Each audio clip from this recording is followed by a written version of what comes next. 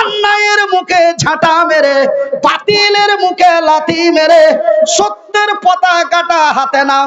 আমি আল্লাহ, আমার ওয়াদা, আমার জমিনে আমি তোমাদের বিজয়ী করব।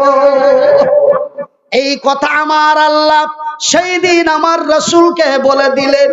সেই দিন মক্কার মাটিতে নেতৃত্ব চলছিল আবু জেহেলের। আজকে যেমন ভারতের মাটিতে অকারণে নির্যাতন করে পুড়িয়ে জ্বালিয়ে মেরে দেওয়া হয়, আজকে যেমন অকারণে বিনা অকারণে বিনা অজুহাতে পিটিয়ে ঠাটিয়ে মেরে দেওয়া হয়, ঠিক এমনই নির্যাতন নিপীড়ন সেই দিন মক্কার মাটিতে চলছিল। ভাই গো, আবু জেহেলের নেতৃত্বে সেই দিন মক্কার মাটিতে কেউ যদি মদ সুদের বিরুদ্ধে কথা বলতো, আবু জেহেল তার সেনাপতি কমান্ডারেরা যদি জানতে পারতো, তাকে তুলে নিয়ে যে গরম তেলে পুড়িয়ে জ্বালিয়ে মেরে দিত, পিস পিস করে কেটে রাস্তায় ছিটিয়ে দিত। এমনই নির্যাতন নিপীড়ন মক্কার মাটিতে চলছিল। আমার আল্লাহ, আমার নবী এবং নবীর সাহাবীরা জানো সেই দিন মক্কার মাটিতে হতাশ হয়ে গেছিলেন। আমার আল্লাহর দরবারে বলেন, আয় আল্লাহ তাআলা, এমনই নির্যাতন নিপীড়ন অত্যাচার যদি আবু জেহেলের হয়, তোমার কালেমার পতাকা কেমন করে উঁচু করব? এই দরখাস্ত যখন আমার আল্লাহর দরবারে চলে গেল, আমার আল্লাহ রাসূলের কাছে এই আয়াতটি জিবরিল দিয়ে পৌঁছে দিলেন। জিবরাইল রে, আমার নবীর কাছে খবরটি পৌঁছে দাও। রাসূলের কাছে খবরটি পৌঁছে দেওয়া হলো। জিবরাইল এসে বলে দিলেন, ওগো নবী, টেনশন করো না, ওয়ালা তাহিনু ওয়ালা তাহজানু, চিন্তায় চিন্তিত হয়ো না। এই আয়াতটি নাজিল হওয়ার মাত্র 1 থেকে 2 বছরের মধ্যে আমার আল্লাহ 15 জিবরাইলকে পাঠালেন। হে জিবরাইল, আমার নবীকে বলে দাও যেন উহুদ বদরের প্রান্তে কালেমার পতাকাটা উঁচু করে দেয়, আমি তার সাহায্যের সহযোগিতা করব। ভাই গো, আমার আল্লাহর দরবার, আমার আল্লাহর অর্ডার হয়ে গেল। ভাইজান, আমি মনির উদ্দিন বেঈমান, আমি মনির উদ্দিন চিটার, আমি মনির উদ্দিন দালাল, আমি মনির উদ্দিন সকাল বেলায় ভল্টুর লোক, সন্ধ্যা বেলায় ঝন্টুর লোক।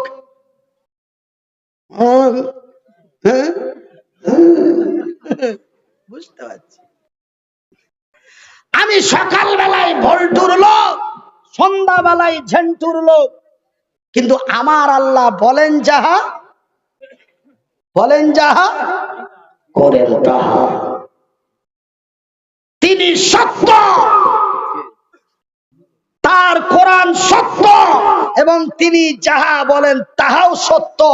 ওই যে সেদিন বলে দিলেন আমি তোমাদেরই কল্যাণ করব, আজকে দেখেন তার প্রমাণ হয়ে গেল। প্রমাণটা কি রে? আমার আল্লাহর অর্ডার হয়ে গেল।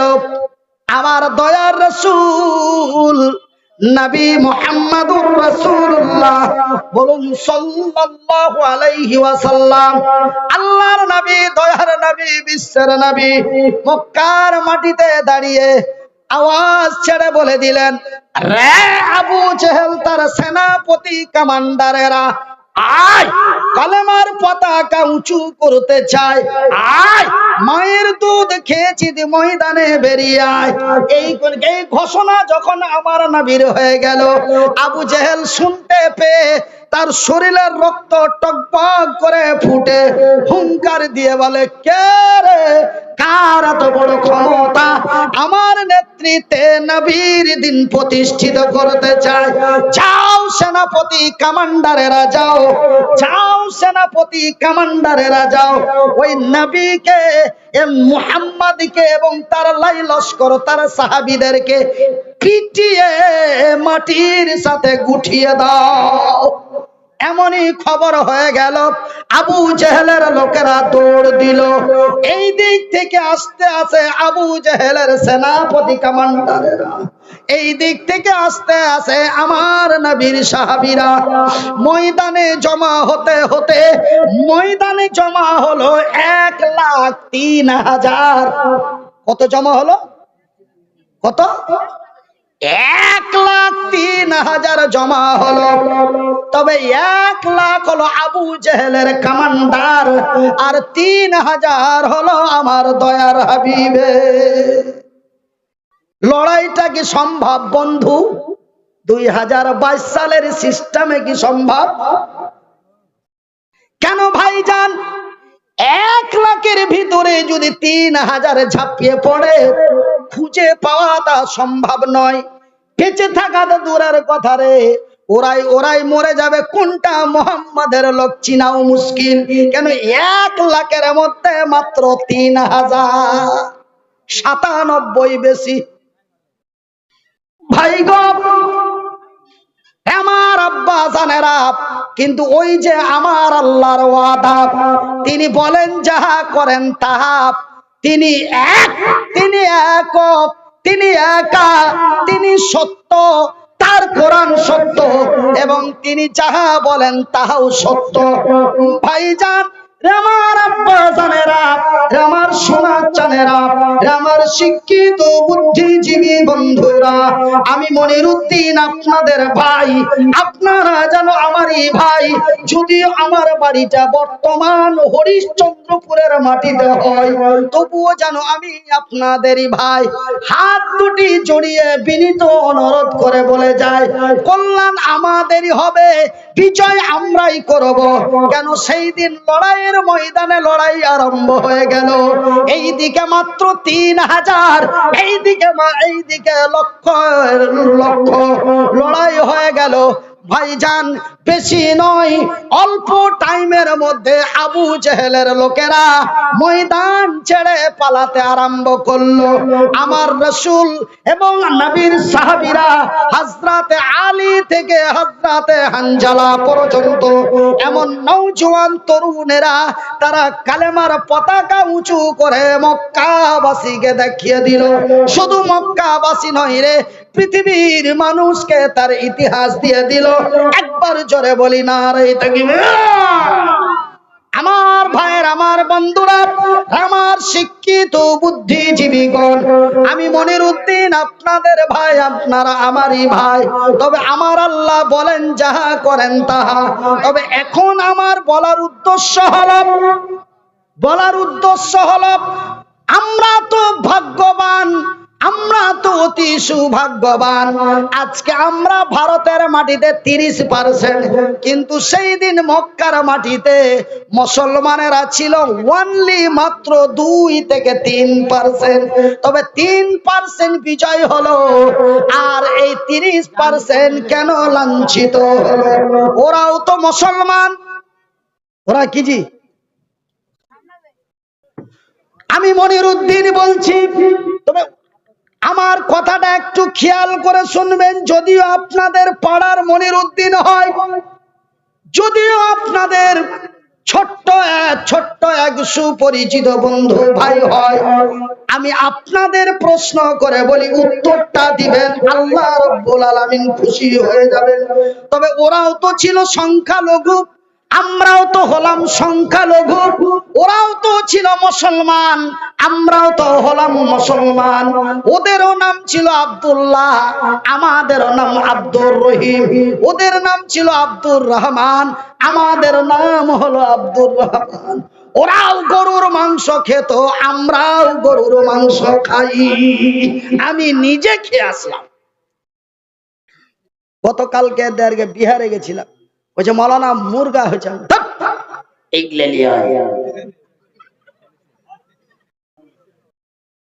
এর মধ্যে আলাদা আছে। আমার ভাইয়েরা, আমার শিক্ষিত বুদ্ধিজীবীগণ, তবে ওরা গরুর মাংস খেত, আমরাও গরুর মাংস খাই। তবে ওরা কেন বিজয় হলো, এরা কেন লাঞ্ছিত হলো? ওরা কেন বিজয় হলো, এরা কেন বঞ্চিত হলো? ওরা কেন বিজয় হলো, এরা কেন পেদানি খেলো? ওরা কেন বিজয় হলো, এরা কেন বঞ্চিত হলো? ওরাও তো মুসলমান, আমরাও তো মুসলমান। ওরাও তো ছিল কম, আমরাও তো হলাম কম। ভাই গো, এর কারণটা যদি একজন দাঁড়িয়ে বলেন, আমি মনিরউদ্দিন তাকে 500 টাকা উপহার বকশিস হিসাবে দেব। ওরাও যা, আমরাও তা। ওরাও সংখ্যালঘু, আমরাও সংখ্যালঘু। কথাটাকে বারবার রিপ্লাই করছি, মাইন্ডে নেবেন না। ওরাও সংখ্যালঘু, আমরাও সংখ্যালঘু। ওরাও মুসলমান, আমরাও মুসলমান। ওরাও গরুর মাংস খেত, আমরাও গরুর মাংস খাই। ওদেরও নাম আব্দুল্লাহ, আমাদেরও নাম আব্দুর রহিম। ওরাদেরও নাম আব্দুল করিম, আমাদের নাম আব্দুল সালাম। ওরাও ছিল আব্দুল কালাম। ওরা কেন বিজয়ী হলো, আমরা কেন বঞ্চিত হলাম? তার কারণটাই কি? তার কারণটাই কি ভাইজান? তাদের ভিতরে দুইটি জিনিস এক্সট্রা ভাবে ছিল এবং অতি মারাত্মক ভাবে ছিল ভাইজান।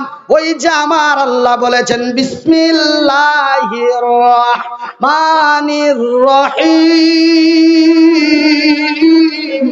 ওয়া তুজাহিদুনা ফি সাবিলিল্লাহ। ওদের মধ্যে দুটো জিনিস মারাত্মক ছিল। কি দুটো জিনিস ছিল? ওয়া তুজাহিদুনা ফি সাবিলিল্লাহি বিআমওয়ালিকুম ওয়া আনফুসাকুম, যালিকুম খায়রুল লাকুম ইন কুনতুম তা'লামুন। আমার আল্লাহ রাব্বুল আলামিন তার নিজের পবিত্র ভাষা দিয়ে বলেন, ওয়াতুজাহিদুনা ফি সাবিলিল্লাহ, তোমরা মাল এবং জান দিয়ে, তোমরা মাল এবং জান দিয়ে অন্যায়ের প্রতিবাদ করে ন্যায়ের প্রতিষ্ঠা করো। আমি আল্লাহ, আমি তোমাদেরই কল্যাণ করব। ভাই গো, ওই যে মক্কা মদিনা তায়েফের মাটিতে যারা বিজয় করেছিল, তারা ছিল বড় লোভী। ওরা কি ছিল? কি ছিল? শুধু লোভী নয়, বড় লোভী ছিল। তারা ছিল বড় লোভী। শুধু তাই নয় রে, মক্কা মদিনা তায়েফের মাটিতে যারা বিজয় করেছিল, ওরা ছিল বড় প্রেমিক। ওরা কি ছিল? বড় প্রেমিক। তাদের ভিতরে ছিল আন্তরিক ভালোবাসা। ভাইজান, আপনারা তাদের ঈমানটা কত মজবুত ছিল ভাইগো। আমি সাধারণ সিম্পল একটি চুক্তি বা একটি এক্সাম্পল আপনাকে দিচ্ছি। ওই যে দেখছেন আমার ডানা বাম হাতে বসে এক নওজোয়ান তরুণ যুবক, এই যুবকের বিয়ে দিয়ে নিয়ে আসা হলো। দেখেন 2022 আর সেই মক্কার যুবকেরা আর 2022-এর যুবকের পার্থক্যটা দেখলেন। ওই যুবকের বিয়ে দিয়ে নিয়ে আসা হলো। যুবক বউ নিয়ে বাড়ি এলো। যুবকের বাবা বলে, রহিম রে, বলে আব্বা তুই এক্ষুনি হাটে বাজারে ধর। কোথায় যাব? কলকাতা। কিসের জন্য? স্যার ফোন করেছে। কদিনের জন্য? বলে বেশি নয়, মাত্র 15 দিন। যাবে? যাবে? হ্যাঁ বা না বলেন, যাবে? বউ নিয়ে খালি আসছে। সন্ধ্যা লাগলেই হবে তার সোহাগ রাত, সন্ধ্যা লাগলেই হবে তার বাসর রাত, সন্ধ্যা লাগলেই হবে তার ফুল সজ্জার রাত, সন্ধ্যা লাগলেই তার হবে জীবনের প্রথম রাত। যেই রাত্রিটা পূর্বে আসেনি আর আগামী তো আসবে না, সেই রাতটা তার আসবে। আর ওই রাত্রেই বাবা তাকে ট্রেন ধরতে বলছে। যাবে? ওই ছোড়া চট করে চলে গেছে আর বড় ভাইয়ের কাছে, মানে নিজের বড় ভাই নয়, বড় চাচার বড় বেটা। বলছে আগে বিষ দাও। বেয়াদব কোথাকার, আজে বাজে কথা বলছেন, ইডিয়েট। বলছে বিষ দাও। কেন বে, কি হয়েছে? বলছে বাপুকে কহগা। আরে বাপুর কি হুঁশ দিশা নাই? ছোড়া এখনই বিয়ে শাদী করে আইলো, আর এই পাগলের মতন কি এমন বলেছে? ভাইজান, আমার আব্বা জান ও বিষ খেতে পারে, কিন্তু রাতে এই সোহাগ রাত্রের বহু রেখে কলকাতা যাইতে পারে না। কিন্তু এমনই এক ইতিহাস মক্কার মাটিতে মৌতার প্রান্তে ঘটলো। একজন নওজোয়ান তরুণ যুবক, নাম তার আব্দুল্লাহ, বাবার নাম তার রাওয়াহাব, আব্দুল্লাহ বিন রাওয়াহাব। নতুন বিয়ে করে বউ নিয়ে বাড়ি এসেছে। বউ তার স্বামীরে দেখে নাই, স্বামী তার বউরে দেখে নাই, একজন অন্য জনের সঙ্গে সাক্ষাৎ হয় নাই। কিন্তু আজকে আমরা বড় সৌভাগ্যবান, আলহামদুলিল্লাহ বলেন। বহনুর সাথে বউ দেখতে গেল। বউ দেখতে যে বিয়ের আগেই বইয়ের নাম্বার পেয়ে গেল। আর বহনুকে হোঁড়া দেখো যে নাম্বারটা লওয়া যাবে না। আমরা কত বড় সৌভাগ্যবান যে আমরা বিয়ের আগে বউ দেখতে পাই, বউ তো দেখতে পাই আবার বইয়ের মোবাইল নাম্বার পেয়ে যায়। দেখো, আজ থেকে 45-50 বছর পূর্বে ছেলে তার বাবার উপরে ডিপেন্ড করতো, ছেলে তার বড় ভাইয়ের উপরে ডিপেন্ড করতো, ছেলে তার দাদু চাচার উপরে ডিপেন্ড করতো। আমার বাপ যাহা দিবে তাহাই আমার মঙ্গল, মাশাআল্লাহ। কিন্তু আপনারা বলবেন, তবে কি বিয়ের পূর্বে বউ দেখতে যেতে পারা যায় না নাকি? না না, আল্লাহ তার রাসূলের বিধি বিধানে রয়েছে ছেলেটা বিয়ের পূর্বে তার বউকে দেখে আসতে পারে।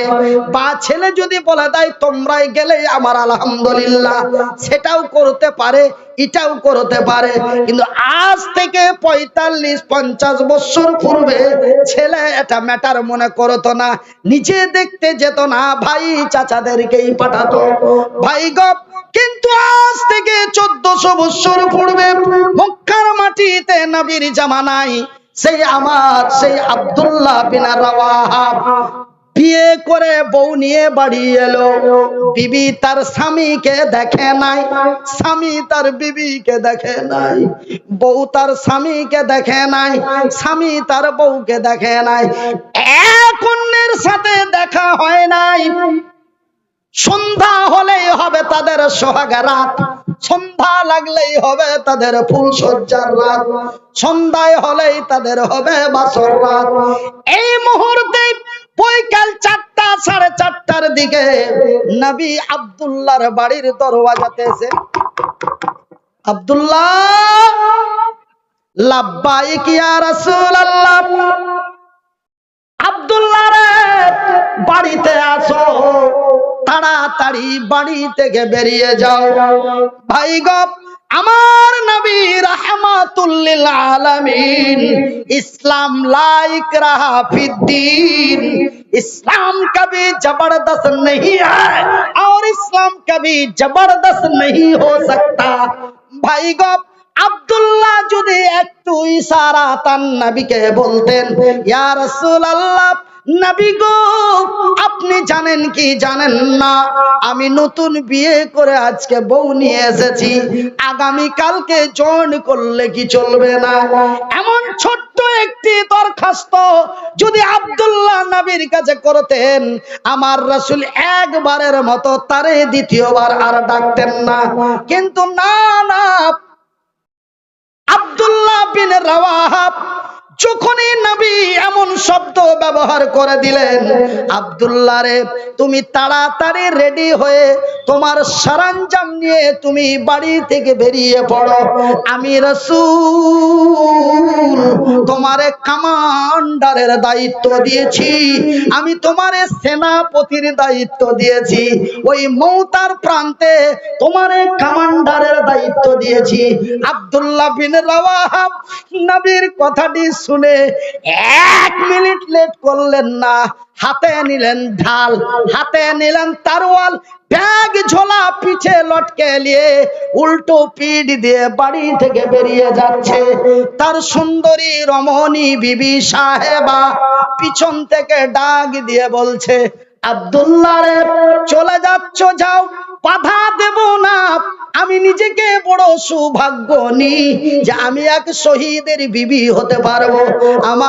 আমার স্বামী আজকে কমান্ডারের দায়িত্ব পেয়ে গেছে। আমি অত্যন্ত আনন্দিত। আমি শহীদের বিবি সাহেবা, আমি আপনার একবার যেতে বঞ্চিত করব না, একবারের মতো যেতে নিষেধ করব না, 1 ঘন্টার মতো যেতে নিষেধ করব না। ওগো স্বামী যান, বিদায় কালে একটু চেহারাটা দেখা যাবে না। আমি তোকে বাধা দিব না, তোর কাছে 10 মিনিটও সময় নেব না, খালি টুকি মেরা সালামটা দিয়ে যেতে পারবি না? তোর মুখখান একটু দেখতুম, আর আমি আল্লাহর কাছে শুকরিয়া আদায় করতুম যে কি আমি শহীদের বিবি সাহেবা।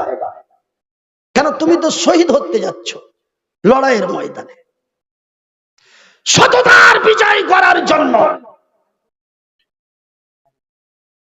স্বামী তার উত্তরের জবাব দিয়ে বলেন, আরে বিবি সাহেবা, রে আমার সুন্দরী রমণী, আমি তোমার সাথে দেখা করতে পারি না। কেন গো স্বামী জান? বলে, বিবি রে, তোমার সাথে দেখা করতে যে যদি তোমার সুন্দরী রমণী টকটকে ঝলঝলে চকচকে চোখগুলি দেখে, মুখখানা দেখে, তোমার পাতলা পাতলা ঠোঁটগুলি দেখে যদি আমার মনে ভালোবাসা এসে যায়, যদি তোমার মুচকি হাসিতে প্রেমে পড়ে যায়, বিবি রে, যদি আমি তোর মহব্বতে পড়ে যাই, যদি তোমার ভালোবাসায় পড়ে যাই, আমি আব্দুল্লাহ যেতে পারবো না। আমার রাসূল আমারে খুঁজবে, আমার আব্দুল্লাহ কই, আমার আব্দুল্লাহ কই। না রে বিবি না, আমি তোমার সাথে দেখা করতে পারি না। বিবি উত্তরের জবাব দিয়ে বলে, গো স্বামী জান আব্দুল্লাহ, আল্লাহর কসম দিয়ে বলি, সৃষ্টিকর্তার কসম দিয়ে বলি, আমি তোমারে কোনো প্রেম নিবেদন করব না, আমি তোরে কোনো মুচকি হাসি দেব না, আমি তোরে প্রেমের জালে ফেলবো না। বিবি রে, ওগো স্বামী জান, আমি একটু তোমার চেহারাটা দেখতে চাই, যেন কাল কিয়ামতের দিন। কোন দিন? কোন দিন? আমার বিবি আমাকে বিদায় দেয় 2 দিনের জন্য। আমাকে যেমন কালকে বিদায় দিয়ে দিবে 16 তারিখের মতো। আমার বিবি আমাকে বিদায় দেয় 2 মাসের জন্য। আমার বিবি আমারে বিদায় দেয় 6 মাসের জন্য। আমার বিবি আমারে বিদায় দেয় 9 মাসের মতো। আমার বিবি আমারে বিদায় দেয় 2 বছরের মতো। কিন্তু বন্ধুরে, আব্দুল্লাহর বিবি সাহেবা আব্দুল্লাহকে বিদায় দিচ্ছে কাল কিয়ামতের দিন পর্যন্ত। সুবহানাল্লাহ। ওগো স্বামী জান আব্দুল্লাহ, আমি তোমার চেহারাখানা একটু দেখতে চাই, যেন কাল কিয়ামতের দিন হাসরের ময়দানে তোমার সুন্দর চেহারাখানা দেখে আমি চিনতে পারি এটা আমার সোহাগরাতের স্বামী আব্দুল্লাহ। নারায়ে তাকবীর! এ জাগি জাগি জাগি রে মুসলমান, এ জাগি জাগি জাগি রে মুসলমান, চৌদিকে ফিরিয়ে দেখ তুই তৌহিদি ফরমান। এ জাগি জাগি জাগি রে মুসলমান, এ জাগি জাগি জাগি রে মুসলমান, চৌদিকে ফিরিয়ে দেখ তুই তৌহিদি ফরমান। নারায়ে তাকবীর! আমার ভাইরা, আমার বন্ধুরা, দেখুন ওই যে আল্লাহ বলেছেন ওয়াতুজাহিদুনা ফি সাবিলিল্লাহ, তোমরা জান এবং মাল দিয়ে, মাল এবং জান দিয়ে, আগে বলেছেন মালের কথা, তারপরে বলেছেন জানের কথা। দেখুন বন্ধুরে, তারা কত ছিল লোভী, তারা কত, তাদের ভিতরে কত লোভ ছিল ভাই গো আমার আব্বা জানেরা, তারা ছিল কত বড় প্রেমিক, তারা ছিল বড় লোভী। তারা জান্নাতের লোভে পড়ে, কিসের লোভে পড়ে? জান্নাতের লোভে পড়ে, নবীর ভালোবাসায় মহব্বতে পড়ে একজন বিয়ের রাতের সুন্দরী বিবি সাহেবাকে রেখে জীবনের বিদায় নিয়ে চলে গেল। কিসের লোভ রে? তাদের লোভটা ছিল জান্নাতের, ওরা বিজয় হলো, ওদের লোভটি ছিল জান্নাতের। ভাইজান, ওরা জান্নাতের লোভে পড়ে, নবীর ভালোবাসায় পড়ে, ওরা জান্নাতের লোভে পড়ে, নবীর ভালোবাসায় পড়ে। ওরা জাতিকে দিয়েছে ইতিহাস। ওরা জাতিকে কি দিয়েছে? ওরা জাতিকে কি দিয়েছে? ইতিহাস। এরা ধন সম্পদের লোভে পড়ে, এরা ধন সম্পদের লোভে পড়ে, এরা সুন্দরী রমণীর প্রেমে পড়ে, এরা জাতিকে দিয়েছে কলঙ্ক। ওরা বিজয় হলো, এরা পেদানি খেলো। জায়গা মতন এসে কি ঠেকলো? ঠেকাঠেকি হয়েছে? ঠিকঠাক ঠিকঠাক হয়েছে? জায়গা দিলে এসে সেম করে ভিড়িয়ে দেওয়া গেছে তো। ওরা জান্নাতের লোভে পড়ে, নবীর ভালোবাসায় পড়ে, ওরা বিশ্বকে দিল ইতিহাস। এরা ধন সম্পদের লোভে পড়ে, সুন্দরী রমণীর প্রেমে পড়ে, এরা জাতিকে দিল কলঙ্ক। ওরা বিজয় হলো, এরা বঞ্চিত হলো। ওরা বিজয় হলো, এরা পেদানি খেলো।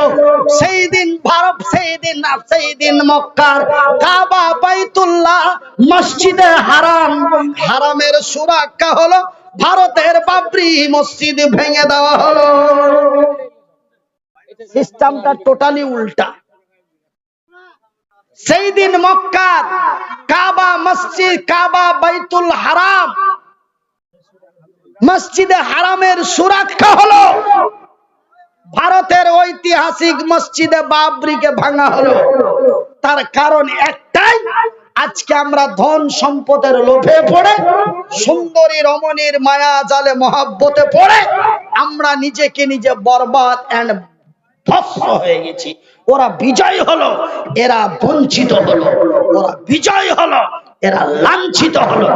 আমি মনিরউদ্দিন আপনাদের বলতে চাই, আমি মনিরউদ্দিন আমার পাড়ার, আমার এলাকার মানুষ, যুবক তরুণ বন্ধুদের বলতে চাই, আজকে আমরা ভারতবর্ষের মাটিতে যদি মক্কা মদিনা তায়েফের মতো শান্তিময় বিরাজ করে সত্যের পতাকা উঁচু করতে চাই, তো মদের বোতলগুলি ভেঙে দিয়ে, সুদের খাতা থেকে নামটা কেটে দিয়ে, অন্যায়ের মুখে লাথি মেরে, বাতিলের মুখে ঝাঁটা মেরে একটা মাতালকে যদি মেরে ফেলে দিতে পারো, আল্লাহর রহমত তোর উপরে প্রতিদিন রাত্রে নাজিল হবে। একটা মাতালকে যদি পিটিয়ে মেরে দিতে পারো, ওকে আগে ছুটাও, খুব সুন্দর করে ছুটাও, ছুটাইতে না পারলে পিটিয়ে মেরে দাও, আল্লাহ খুশি হবে। এমন মাতালের দরকার নাই। কেন? জান্নাতের মেন রাস্তাই হলো মালকে, মদের বোতল ভেঙে দেওয়া। জান্নাতে যদি যেতে চাও, ভারতের মাটিতে যদি শান্তির বিরাজ করতে চাও, তো মদের বোতলগুলি ভেঙে দাও। আর নাম্বার 2, সুদের খাতা থেকে নামটা কেটে দাও। অন্যায়কে প্রশ্রয় দিবেন না। তারা মাত্র 3000 বিজয় করলো মক্কার মাটি। আমরা আজকে 3 লক্ষ, প্রায় কয়েক লক্ষ মুসলমান ভারতের মাটিতে। আমরা অনেকেই এমপি এবং এমএলএ আছি, অনেকেই মুখিয়া সারপঞ্চ, বড় বড় ডন আছি। তবুও কেন আমাদেরকে কুত্তার মতো মার খেতে হয়? আমাদের চরিত্র খারাপ, আমাদের ব্যবহার খারাপ, আমরা নিজেকেই লাঞ্ছিত, আমরা নিজেকেই বঞ্চিত। ভাইজান, আমি মনিরউদ্দিন বলছি, মুসলমানেরা যদি আজকে ভারতবর্ষের মাটিতে মার খায়, মুসলমানের দোষেই খায়। তার কারণটা হলো ভাইজান, আমেরিকা থেকে নিয়ে লন্ডন পর্যন্ত, জাপান থেকে নিয়ে কুয়েত পর্যন্ত, ভারত থেকে নিয়ে পাকিস্তান পর্যন্ত, হিন্দু, জৈন, বৌদ্ধ, খ্রিস্টান, ইহুদি, নাসারা, এমন কোন জাতি ধর্ম কোরআনের উপরে আঙ্গুল তুলতে পারেনি। কিন্তু এক মুসলমানের বাচ্চা, ভারতেই তার বাড়ি, উত্তর মধ্যপ্রদেশে বাড়ি, নাম তার অসীম রেজভি। সেই অসীম রেজভি কোরআনের 26টি আয়াতের উপরে ভারতের সুপ্রিম কোর্টে মামলা দায়ের করলো। এখন অসীম রেজভি বর্তমান হিন্দু ধর্ম গ্রহণ করে আছে, তাকে মুসলিম জাতি থেকে বের করে দেওয়া হয়েছে বলি আলহামদুলিল্লাহ। ভাইজান, একটা কুড়োল, আমি একটা মারাত্মক কথা আপনাদের বলেছি, একটা কুড়োল একটা গাছকে কেটেই যাচ্ছে, গাছটা কাঁদছে আর বলছে, তোর জানে কি দয়া হয় না, তোর জানে কি মায়া হয় না, আমার উপরে এত ফল ধরে আছে, আল্লাহর বান্দারা খাবে, তুই কেমন করে আমাকে কেমন করে কেটে দিচ্ছিস, তোর জানে কি বিচার হয় না, আমি এক ফলের গাছ, তুই কেমন কেন আমাকে কেমন করে কেটে দিচ্ছিস। গাছ কুড়োল বলে, রে আল্লাহর সৃষ্টি গাছ, আমি কুড়োল তোকে কখনো কাটতে পারি না, কাটার মতো ক্ষমতা আমার নাই, আমি তোরে কোনোদিন কাটতে পারবো না, কাটার মতো সেই শক্তি আমার নাই, কিন্তু জানিস রে, তোর জাতি আমার সাথে আছে, তোর জাতি যদি আমার সাথে না থাকতো তোকে কাটতে আমি পারতাম না। যেখানটা ধরে চোপাইছে ওখানটা কার যায়? গাছের যায়। ওই যে তোর গাছ, তোর যায় তার পাছায় আছে, তোর জাত যদি আমার পাছায় না থাকতো তোর একটা পশম কাটতে পারতাম না, সেই ক্ষমতা আমার নাই। আজকে ভারতবর্ষের মাটিতে পেদানি যদি খায়, এদের চরিত্রতে এরাই খাচ্ছে পেদানি। কথা মনে হয় মোটা মোটা হয়ে যাচ্ছে। ওই যে মুনির, তুই কখন কখন এত গরম গরম কথা